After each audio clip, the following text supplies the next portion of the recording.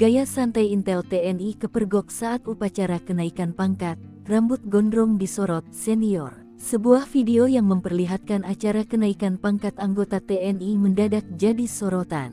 Pasalnya, ada sesosok pria yang tidak memakai baju loreng ala personel TNI. Berkemeja hitam dan berbaju gondrong, pria tersebut nampak santai memberikan selamat kepada anggota TNI yang naik pangkat. Namun dari sikap hormat yang ia lakukan, mencerminkan jika pria tersebut adalah anggota TNI. Tak ayal, banyak warganet yang meyakini sosok pria tersebut adalah Intel TNI. Selamat buat senior dan rekan-rekan yang naik pangkat, tulis keterangan video unggahan tersebut. Momen kenaikan pangkat itu pun jadi sorotan warganet. Bukan karena pangkat, tapi sesosok pria yang diduga Intel TNI itu jadi sorotan.